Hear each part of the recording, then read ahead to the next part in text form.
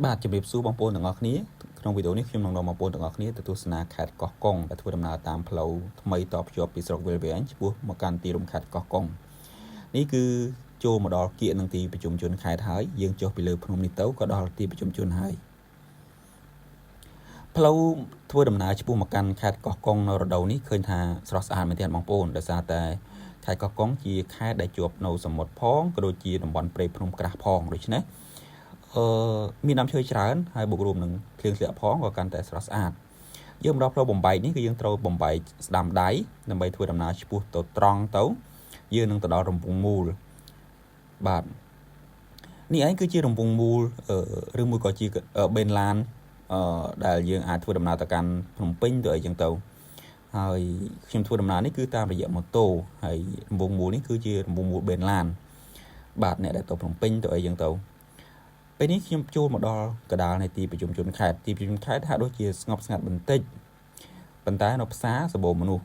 ហើយខេត្តកោះកុងមែនទែនទៅទីរួមខេត្តមិនតូចពេកមិនធំពេកទេបងប្អូន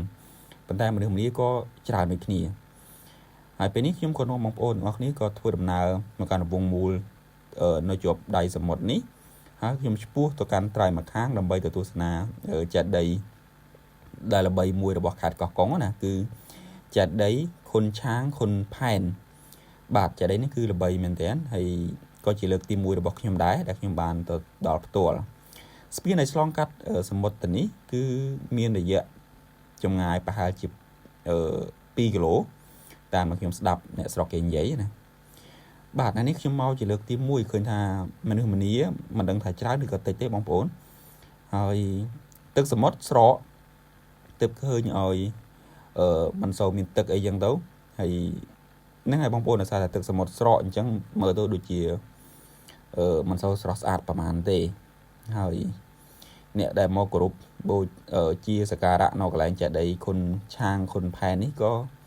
មានមករឿយហើយក៏មានលក់ផ្កាលក់អីនៅខាងមុខហ្នឹងដែរបងប្អូនដែលមកអាចមកទិញផ្កាទិញធូបអីដើម្បីសូមសេចក្តីសុខអញ្ចឹងណាតាមជំនឿ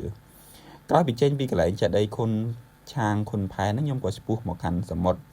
ហើយនេះផ្លូវឆ្ពោះទៅកាន់ឆ្នេរសមុទ្រម្ដុំហ្នឹងគេហៅថាបាក់ខ្លងបាទហើយខ្ញុំក៏បានធ្វើដំណើរមកដល់កន្លែងមកដល់មាត់សមុទ្រហើយនេះជាសមុទ្រធំតែម្ដងឃើញថាសម្រស់បើប្រៀបជាមួយនឹងកំពង់សោមដូចជាមិនសូវស្អាតដូចកំពង់សោមឬកោះរ៉ុងទេក៏ប៉ុន្តែក៏ជាតំបន់ទេសចរមួយរបស់ខេត្តកោះកុងដូចគ្នាបាទជាងបងប្អូនអាចមកលេងកម្សាន្តបានហើយវារៀងមានភាពស្ងប់ស្ងាត់ជាងតំបន់កំពង់សោមណា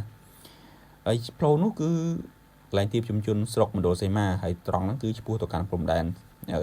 សៀមបាទបងប្អូនវីដេអូនេះពុំមានអីច្រើនទេខ្ញុំគ្រាន់តែចង់ឲ្យបងប្អូនទស្សនាពីនេះពីនោះនៅខេត្តកោះកុងជួបគ្នាវីដេអូក្រោយបាទជំរាបលា